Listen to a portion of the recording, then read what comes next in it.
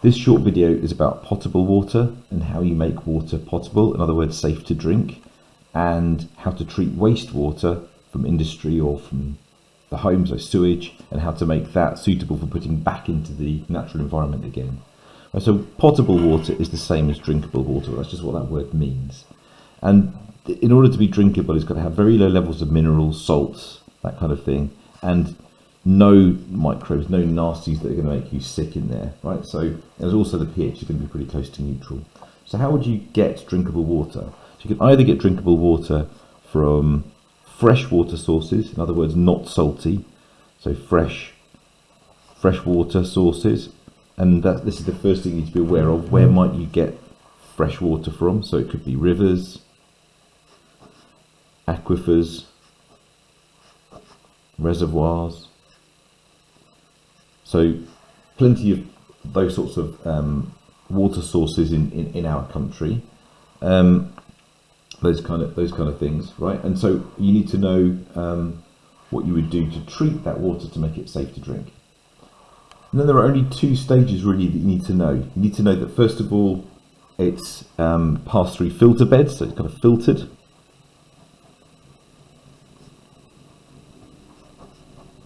So some sort of filtration process, passing through filter beds to try to remove little tiny solid particles, bits of muck and grime and so on.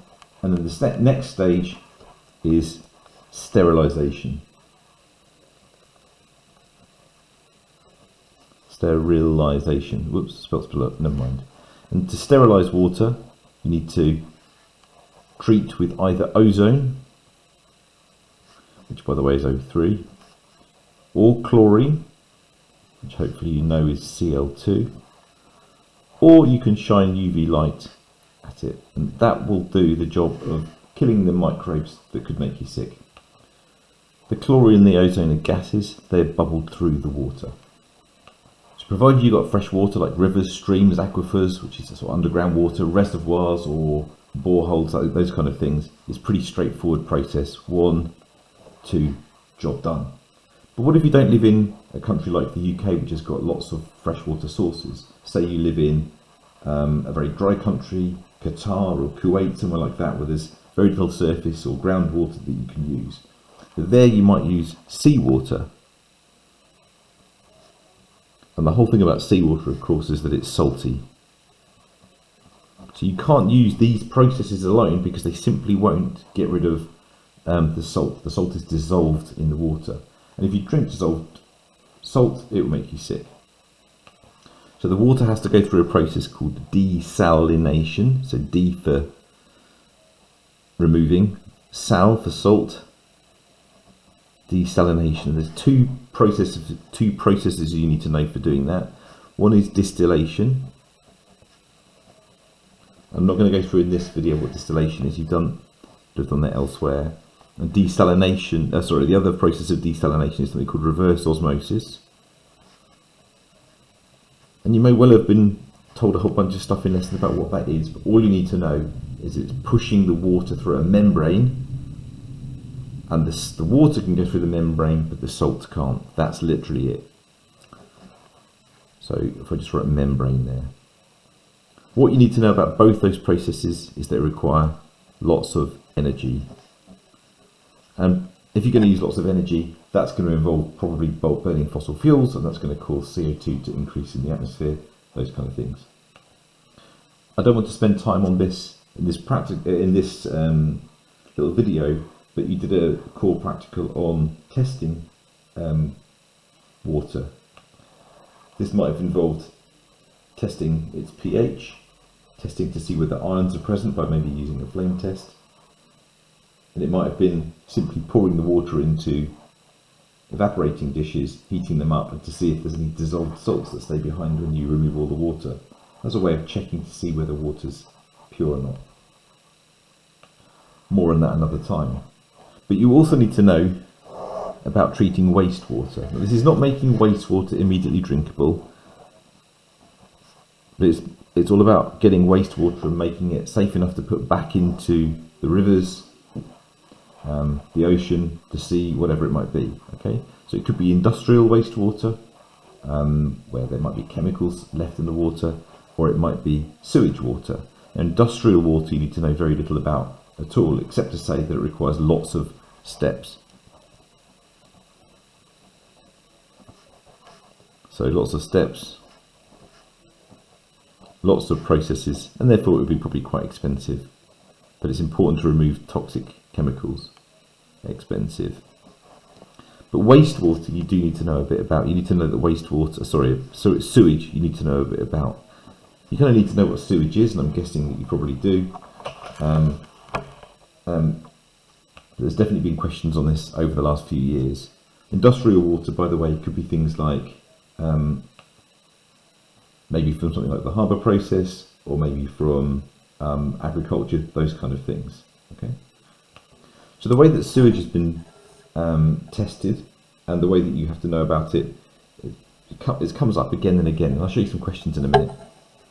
So sewage is basically the stuff from toilets and whatever, and of course then it contains solid matter, which is very, very harmful. So we call that, in a polite way of putting that, is organic matter. If they say organic matter in the exams, you know they mean poo. Right, so the stages of that are, first of all, screening. And that's essentially passing it through these huge metal grates, essentially kind of large filtration, removing sticks and stones, that kind of stuff. So it's a kind of filtration. It's not filter beds like we have for the pure water, where you're passing it through sandy sand and grit and that kind of stuff, because all the organic matter would get stuck, right? So it's just about moving those big lumps of twigs and plastic bags, things like that, that aren't supposed to be there. The second stage is what we call sedimentation. This is simply allowing, as a big sedimentation tank, the organic matter, the poo, to fall to the bottom, and the top layer to sit at the top. Now that stuff we call effluent, and that stuff, believe it or not, they call sludge. And to make those safe to be used and put back into nature, you need to know a little bit about those processes. So the effluent, in other words the liquid on top, what you can do there is do what we call aerobic digestion. Aerobic just means the process that's going on, the biological process that's going on, requires oxygen, requires air. So you bubble air through it, and you allow the bacteria to break down the nasty microbes that are in the effluent. Once you've done that for a bit, it's safe to go back in the river.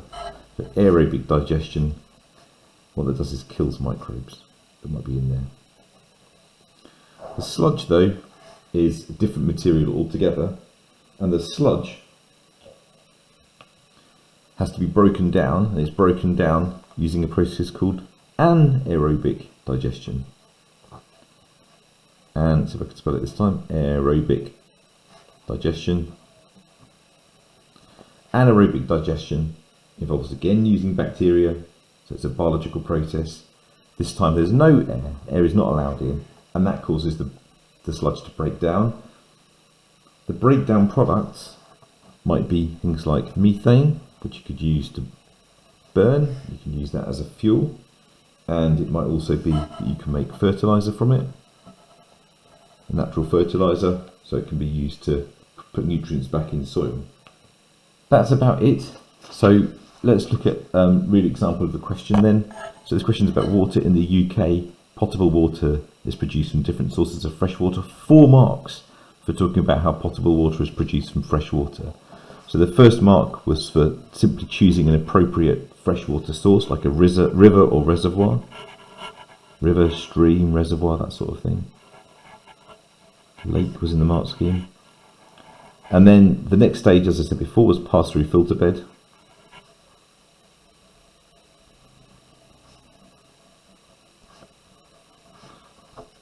And then sterilise. But you might want to say how you do that, so Cl2 or ozone or what was the other one, UV light, and the purpose of that is to kill the microbes. That's it. Makes sense to do those steps in order though. If though you live in a country like we talked about, Kuwait or Qatar, somewhere like that, very little rainfall, a long coastline, plentiful energy supplies, well then you might use reverse osmosis or distillation. Either of those would do there. And then wastewater is not fit to drink. You treat liquid effluent with aerobic biological treatment, and the solid sewage sludge. You do anaerobic digestion, just like I just told you, straight from exam papers. There's another one here. This one involves a little diagram of everything that goes on. So it talks about water use in the home. So sewage is produced, treatment of sewage, you can chuck it back in the river, and then the process of making potable water. So this is the multiple step treatment of the sewage, and this is the treatment to make potable water. And so the 6 mark question here, I'm not going to go through it all, is literally going through those 2 stages in a bit of detail. I'll show you the mark scheme for this one though, so you can see what it's looking for. So it asks you what happens in process A and process B. Process A, treatment of sewage. Process A, treatment of the of river or lake water, groundwater to make potable water. And process B, the treatment of the sewage. What happens in process A and B?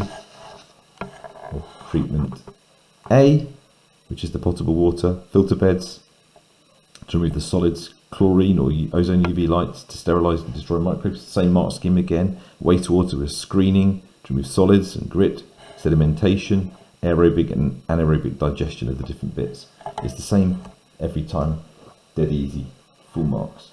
Just be clear though, industrial processes require lots of steps, but you don't need to know what they are. Job done.